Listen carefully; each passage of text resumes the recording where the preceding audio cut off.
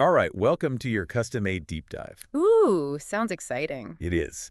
We're going to be tackling biblical mysteries today. Love it. Yeah, and we're going to be exploring everything from, like, the lost years of Jesus Okay. to stories that didn't make it into the traditional Bible. Interesting. Yeah, you shared some really interesting sources. Oh, good. And I have to admit, I'm a little hooked already. Oh, cool. What if there's way more to these familiar tales than we've ever considered? Well, that's the beauty of these kinds of explorations. Yeah. There's always layers to uncover, interpretations to debate, Right. and possibilities that can really challenge how we understand these ancient texts. Okay, so let's just jump right into it then. Let's go. With those lost years, everyone wonders about. Yeah. The Gospels go from Jesus' childhood to him being 30 Right. and starting his ministry. Uh-huh.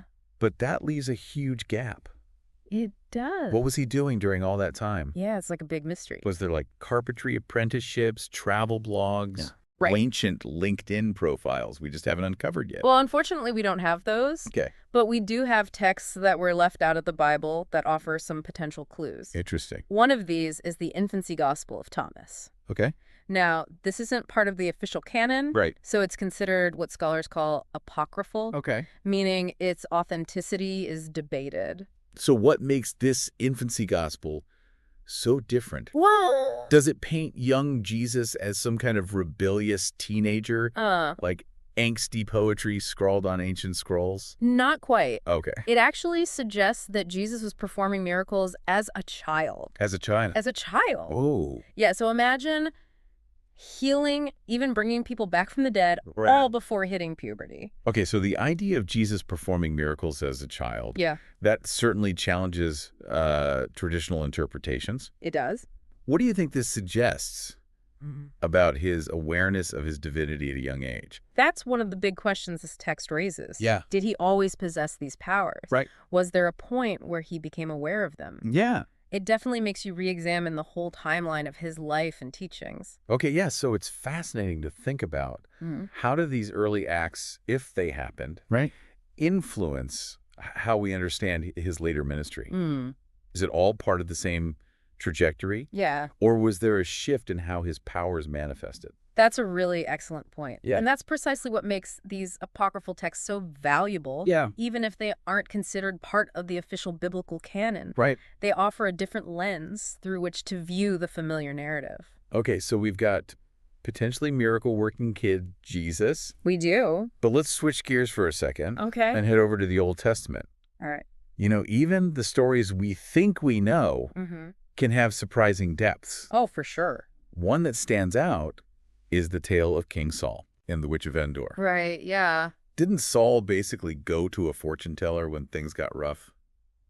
That's a pretty good summary. Okay. So Saul was facing a major crisis, Right. feeling utterly lost and desperate, Yeah. and he seeks out this woman Right. known as the Witch of Endor, who is said to have the power to communicate with the dead. So it's almost like a biblical seance? It is, yeah. Right. Pretty But much. was she actually conjuring spirits? Or was something else going on? That's the core mystery, isn't it? It is. The story tells us that she summons the prophet Samuel's spirit, Okay. but whether she genuinely had that power Right. or if it was divine intervention Yeah. is open to interpretation. So this story, like, really highlights that fascination Yeah. with the intersection Yeah. of the human and the divine, Uh-huh. the seen and unseen. Definitely. And speaking of the unseen, Okay. there's another text that delves even deeper into this realm, Right. the Book of Enoch. It's not part of the Bible, Right. but it offers a very different perspective on angels Uh-huh. and their role in the world. Absolutely. And it introduces the concept of the Watchers, Okay. which are these fascinating but fallen angels. Fallen angels. Yes. Okay. They rebelled against God and came down to earth, sharing forbidden knowledge with humanity. Forbidden knowledge. Yes. Now that sounds like my kind of history lesson. I bet it does. What exactly were they teaching? Was it like ancient pottery techniques? Bro, Or something more sinister? think bigger. Okay. The Book of Enoch mentions everything from metalworking Okay. and weaponry to astrology and magic. Whoa. Okay. Essentially, they gave humans powerful tools and knowledge Right. that could be used for both creation and destruction. It's like the forbidden fruit all over again. It is, yeah. Humans can't resist the temptation of knowledge, Right. even if it gets them into trouble. But the question is, did they use it for good or for evil? Well, that's the dilemma at the heart of the story. Yeah. The Book of Enoch frames it as a cautionary tale about the dangers of knowledge Right. and the importance of wielding it responsibly. Okay. It's a theme that's echoed in countless myths and stories throughout history, isn't it? It really is. It speaks to those deep-seated anxieties we have about knowledge and power. Definitely. And you know what? It connects to some of our modern concerns, too. Oh, how so? Think about the rapid advancements in technology. Okay. Artificial intelligence, genetic engineering. Yeah. Are we playing with fire? That's a very valid question. Yeah. Are we repeating the mistakes of the past? Right. Or can we learn from these ancient warnings Yeah. and use our knowledge wisely? Right. The Book of Enoch provides a framework for thinking about these issues even thousands of years later. So we've got these fallen angels Right. sharing forbidden knowledge with humanity. But the Book of Enoch doesn't stop there, does it? It does. It also describes this intricate angelic hierarchy Yes. with different types of angels occupying different levels of heaven. It's a truly elaborate system. It is. You've got your top-tier angels, the seraphim, cherubim, and thrones, beings of immense power and glory, directly serving God. Okay, those names sound so majestic and awe-inspiring. I do. What exactly were their roles? Were they like the CEOs of heaven Kind of. making all the big decisions? Yeah, you could think of it that way. Yeah. They were responsible for maintaining cosmic order, carrying out God's will, and guiding the affairs of heaven and earth. Right. And here's where it gets really interesting. Some descriptions of the seraphim liken them to dragons. Dragons? That's a striking image. It is. I'm curious, though.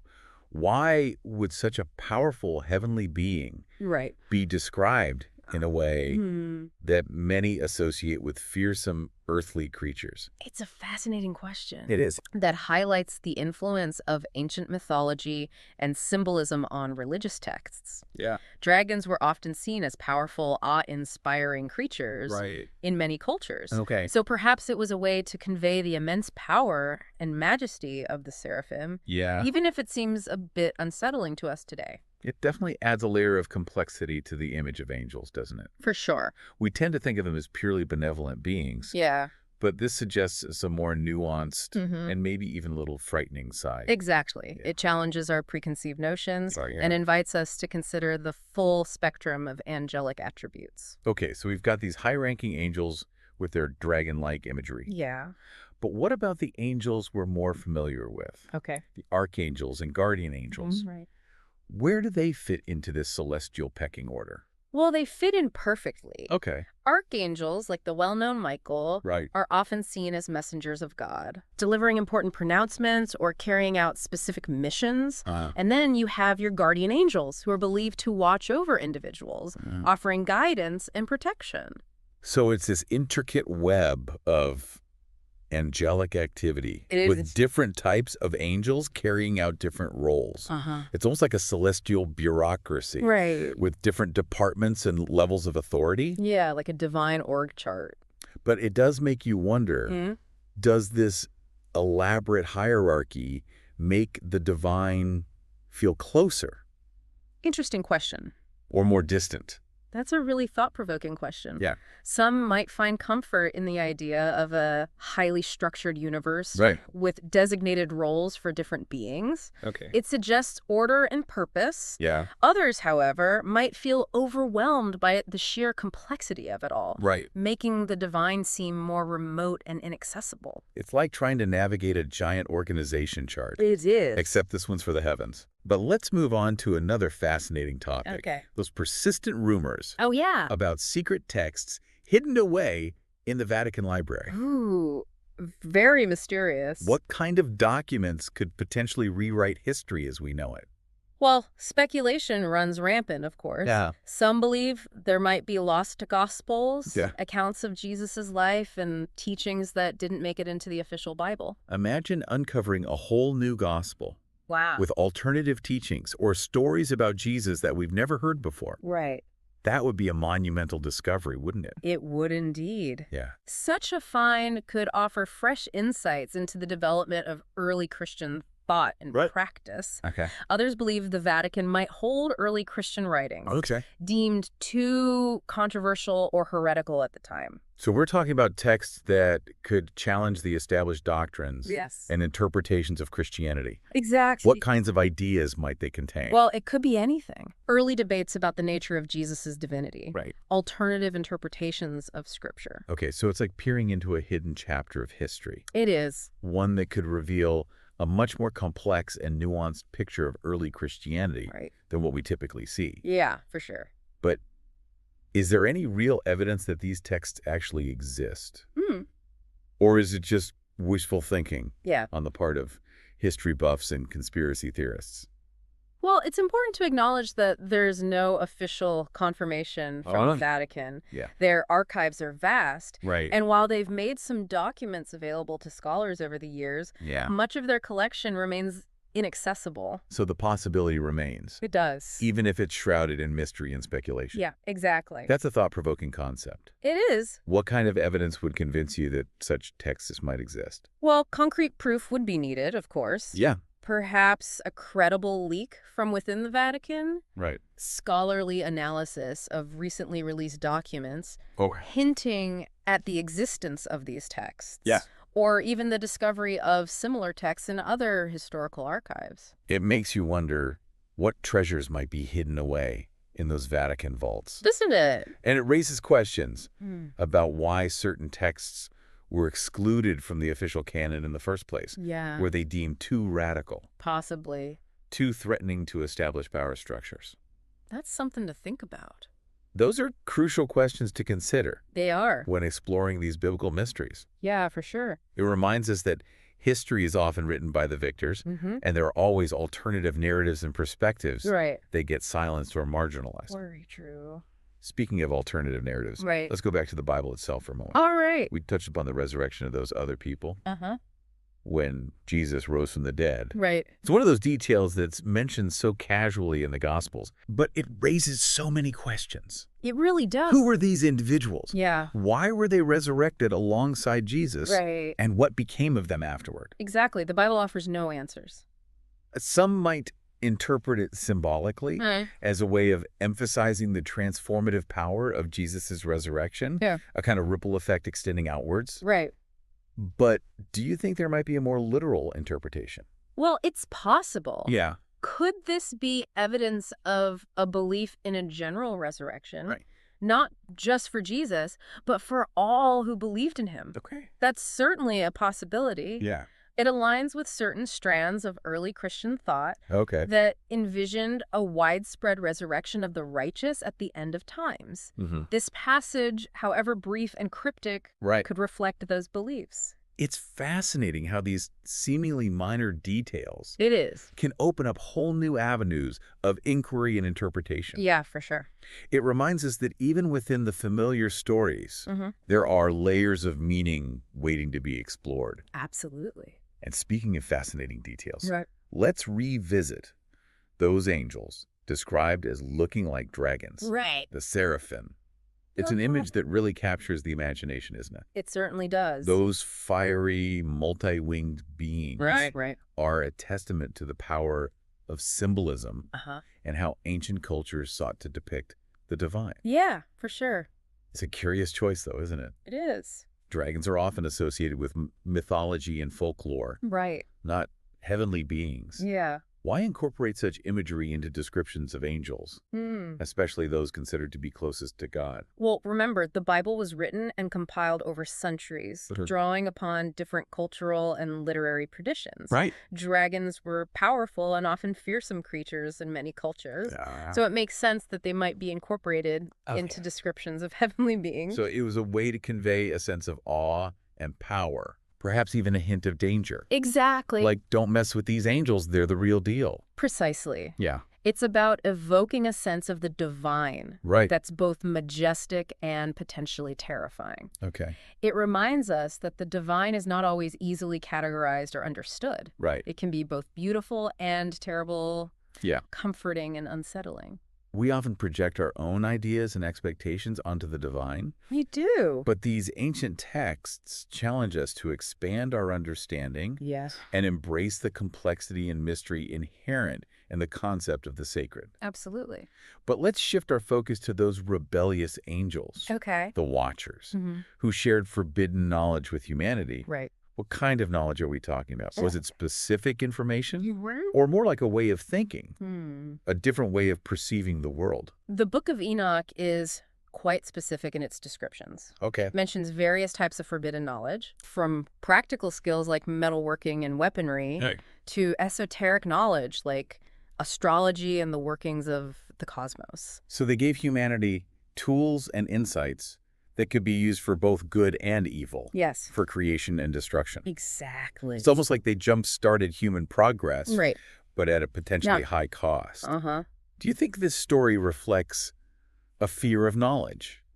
A sense that some things are better left unknown? It's a theme that resonates throughout history and across cultures, isn't it? It is. The idea that knowledge can be both empowering and dangerous. Yeah. That seeking knowledge can lead to both enlightenment and downfall. Yeah. The story of the Watchers serves as a cautionary tale, reminding us that knowledge without wisdom, without ethical considerations, can be a double-edged sword. It's like opening Pandora's box. It is. Once you unleash knowledge into the world, you can't control its consequences. But this idea of forbidden knowledge also connects to modern anxieties, doesn't it? It does. We grapple with similar dilemmas today. Yeah. Especially with the rapid advancements in science and technology. Oh, for sure. Absolutely. Think about the ethical considerations surrounding artificial intelligence, genetic engineering, and even the proliferation of information in the digital age. Yeah. We're constantly confronted with the question of how to wield knowledge responsibly, how to ensure that our pursuit of progress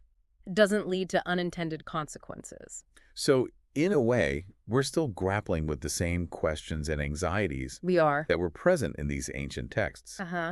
It's a reminder that the human condition, our search for meaning and purpose, our struggles with knowledge and power, haven't changed all that much despite the passage of time. Very true. But before we get too lost in those profound reflections, we have one more fascinating mystery to uncover. The potential secrets hidden within the Vatican library. Yes. Those rumors of lost gospels, forbidden texts, and perhaps even accounts that could challenge our very understanding of history and religion. It's a tantalizing thought, isn't it? It certainly is. Yeah. But we'll have to save that exploration for after the break. Okay.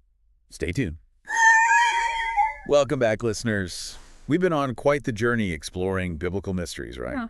We've covered so much ground. Everything from the lost years of Jesus to fallen angels, magic duels even, potentially a whole bunch of zombies roaming around Jerusalem. It's been quite a ride through history, theology, and maybe a bit of fantasy too, wouldn't you say? It's really fascinating how these ancient texts, both in the traditional Bible and outside it, keep sparking our imagination. They challenge how we understand the world around us. And before the break, we were talking about those rumors about secret texts, hidden away in the Vatican library. What are some of the theories about these documents? The ones people think could rewrite history as we know it? Well, the speculation's all over the place. Some people think there are more gospels, like accounts of Jesus' life and his teachings that didn't make it into the Bible. Alternative teachings? Maybe. Or some believe the Vatican has early Christian writings that were just too controversial back then. So the stuff that was considered too radical to include in the Bible. Exactly. Some even think they might have texts about angels, demons, maybe even lost creation stories. Like totally different from Genesis. Potentially. That's wild. That sounds like a conspiracy thriller or something. But is there any actual evidence to support any of this? Or is it all just talk? No concrete proof has come out, but it's still an intriguing possibility. The Vatican's archives are huge, and most people can't access them, so naturally people are curious. Imagine what it would mean if even a small part of these rumors turned out to be true. Yeah, it'd really shake things up. What do you think might have been seen as too radical or too dangerous to include in the Bible when they were putting it together? Well, that's something historians and theologians have been debating for ages. You see, creating the biblical canon was a long, complicated process. There were arguments, power struggles. Ultimately, they had to choose which texts were authoritative and which ones got left out. It's kind of mind-blowing to think about how those decisions back then still affect how we understand history and faith today. It reminds us that even the Bible was shaped by people and their choices. Exactly. And realizing that should make us look at these texts in a more critical and thoughtful way. It's not about taking everything literally. It's about understanding the history, the different meanings in the stories, and how people have interpreted them over time. This whole deep dive has been really eye-opening, for sure. As we wrap up, what are your final thoughts on all this? The hidden stories, the different interpretations, all these mysteries. What's the most important thing you take away from it? I think it's realizing that the Bible, even though it's so important to so many faiths, isn't just a book of answers. It's a book that makes you ask questions, that makes you want to explore and understand yourself and your place in the world better. So it's about the journey, not the destination. I think so. It's about being okay with mystery, letting these old texts make us curious, and encouraging us to think critically. You've definitely given our listeners a lot to think about today. Lost years, fallen angels, secret texts, maybe even zombie hordes. And we've only just scratched the surface of biblical mysteries. And that's what's so amazing about it. There's always something more to learn, more to discover, more to think about. These mysteries make us want to keep exploring and asking questions and finding new meaning in these ancient texts. Well, thank you for joining us on this deep dive. We hope you're leaving with more questions than you came with. Keep exploring the Bible and its many mysteries. There's always something new to discover.